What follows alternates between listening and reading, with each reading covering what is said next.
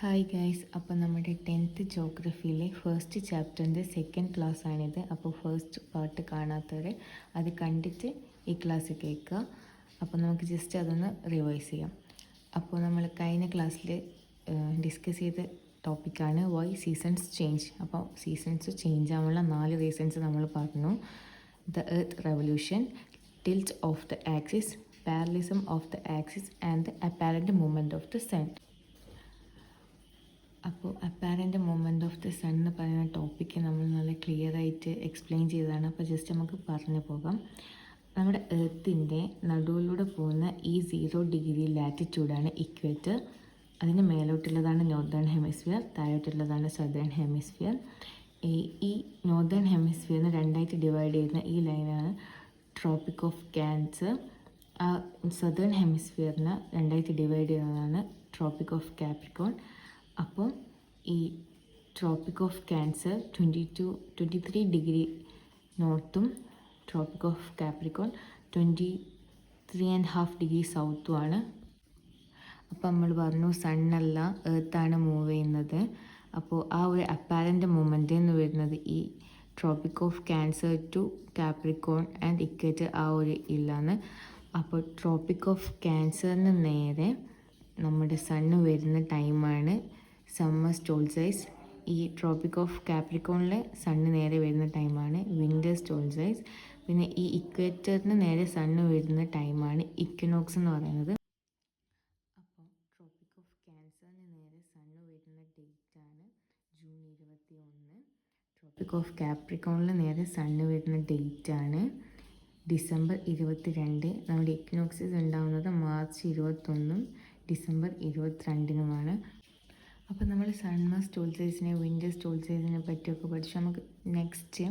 നമുക്ക് സീസൺസിനെ പറ്റി പഠിക്കാം. അപ്പോൾ നമുക്ക് 4 സീസൺസാണ് വരുന്നത്: സമ്മർ, വിൻ്റർ, ഓട്ടം ആൻഡ് സ്പ്രിങ്.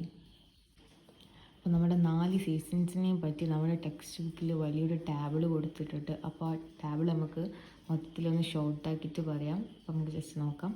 നമ്മുടെ ട്രോപ്പിക് ഓഫ് ക്യാൻസറിന് നേരെ സണ്ണ് വരുന്ന ടൈമാണ് ജൂൺ 21. ഇക്വേറ്ററിന് നേരെ സണ്ണ് വരുന്ന ടൈമാണ് മാർച്ച് 21 സെപ്റ്റംബർ 23. ട്രോപ്പിക് ഓഫ് കാപ്രിക്കോണിന് നേരെ സണ്ണ് വരുന്ന ടൈമാണ് ഡിസംബർ 22. അപ്പോൾ നമ്മുടെ സീസൺസ് ചേഞ്ച് ആവുന്നത് എങ്ങനെയാണ്? നമ്മുടെ മെയിനായിട്ട് വരുന്നത് സമ്മർ ആൻഡ് വിൻ്റർ. അപ്പോൾ ജൂൺ 21 മുതൽ സെപ്റ്റംബർ 23 വരെയാണ് സമ്മർ വരുന്നത്.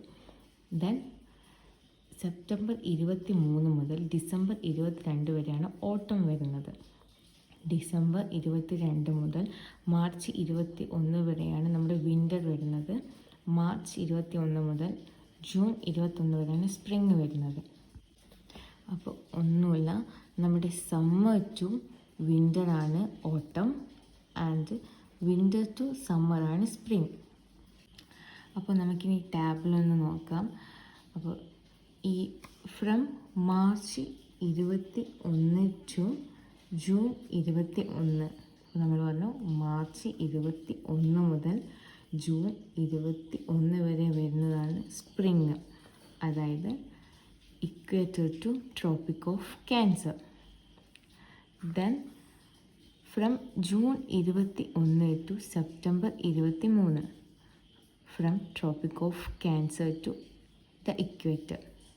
അപ്പോൾ അതാണ് സമ്മർ. അപ്പോൾ ഇതൊക്കെ നോർത്തേൺ ഹെമിസ്ഫിയറിൻ്റെ കാര്യമാണ് പറയുന്നത്.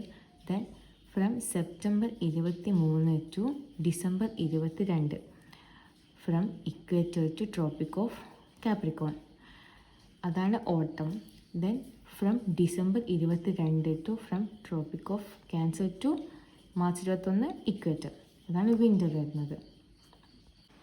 അപ്പോൾ നമ്മുടെ ആകെ മൈൻഡിൽ ഈ 4 ഡേറ്റ് വെച്ചാൽ മതി: ജൂൺ 21, സെപ്റ്റംബർ 23, ഡിസംബർ 22, മാർച്ച് 21. അപ്പോൾ ഇതാണ് ട്രോപ്പിക് ഓഫ് ക്യാൻസറും ഇവിടെയാണ് ട്രോപ്പിക് ഓഫ് കാപ്രിക്കോണും വരുന്നത്. ഇത് രണ്ടുമാണ് ഇക്വിനോക്സ് എന്ന് പറയുന്നത്. അപ്പോൾ ജൂൺ 21 മുതൽ സെപ്റ്റംബർ 23 വരെയാണ് സമ്മർ, സെപ്റ്റംബർ 23 മുതൽ ഡിസംബർ 22 വരെ ഓട്ടം, ഡിസംബർ 22 മുതൽ മാർച്ച് 21 വരെ വിൻ്റർ, മാർച്ച് 21 മുതൽ ജൂൺ 21 വരെ സ്പ്രിങ്. അപ്പോൾ നമ്മൾ പറഞ്ഞത് നോർത്തേൺ ഹെമിസ്ഫിയറിനെ പറ്റിയാണ്.